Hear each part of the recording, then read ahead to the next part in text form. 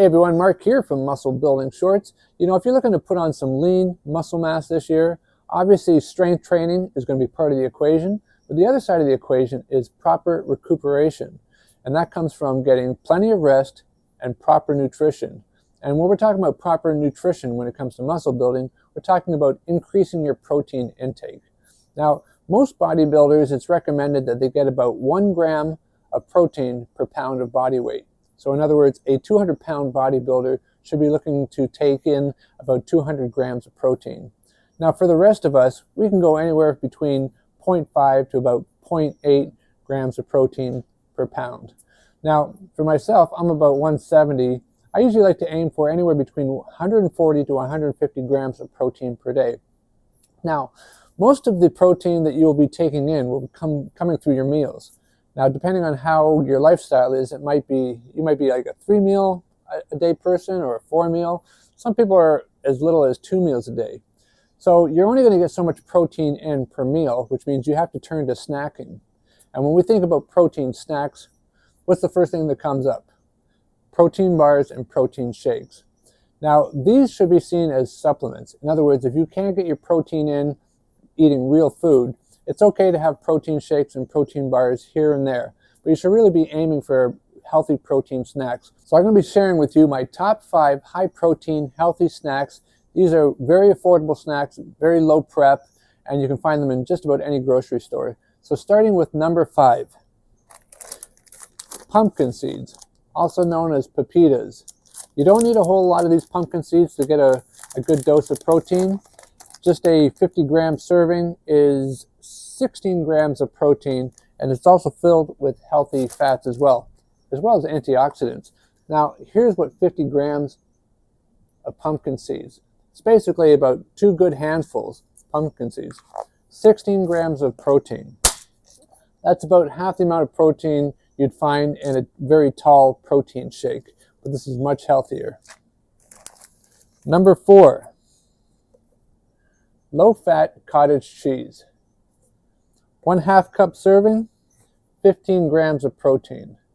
I like to have cottage cheese on its own, but some people, they find it just a bit too bland. So you can put any kind of flavoring you want. Just try to keep it low-cal. You can throw some berries or something in here, make it a very tasty treat. Number 3, Greek yogurt. Now, if you do a little bit of hunting, you can really find some high-protein Greek yogurts out there. This particular brand here is one of my favorites. This was in Canada. I'm not sure if they have this in the US. But this one here has 19 grams per serving, and that's a 3/4 cup serving for one serving. Now, I don't like plain yogurt just on its own. I mean, it's okay. I can eat it that way, but I like to take blueberries, very yummy blueberries, toss a tablespoon of these in my yogurt. Adds a lot of flavor as well as brings in some antioxidants. Number 2, I don't know if you've seen these before, but these are lupini beans. These are very popular in the Mediterranean cultures like Portugal and Italy.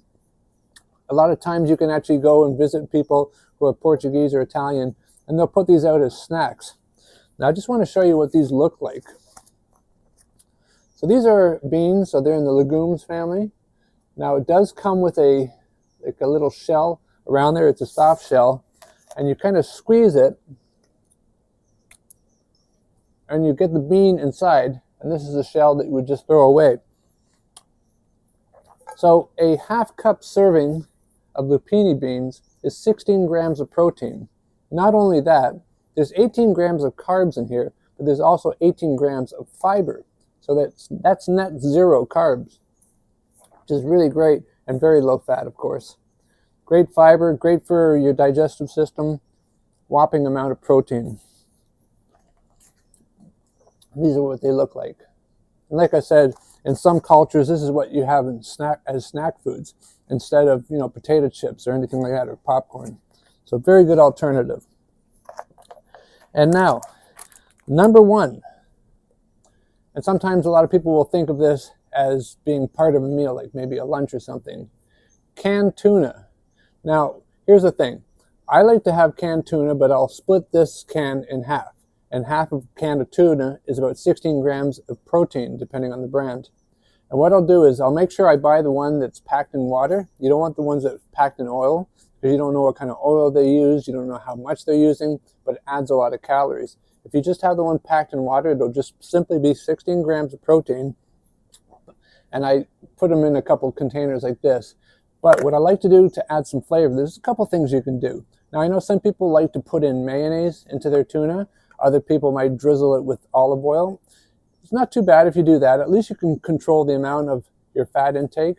But what I actually really like to do is I like my tuna to be tangy. So what I'll do is I'll cut up pickles. I can just do either dill pickles, sweet pickles one time, pickled peppers, jalapeno peppers, and just put a little bit of the juice in there as well. And you pack these for the day. You take them to work or to school or whatever. And by the time you're eating them, the tuna's absorbed any of the pickle juice in there, so it's not going to be a dry. Like, that's the reason why a lot of people add other things to tuna, because it has a tendency to be dry. This way you can eat tuna just on its own. Healthy snack. It can be really zesty if you want it. You don't have to put it in between 2 slices of bread, but it makes a great protein snack. Anyway, I hope you enjoyed this video and found some good alternatives to, like I say, protein bars and protein shakes. And lots of choices. You can find these in any grocery stores. Anyway, thanks for watching. Bye for now.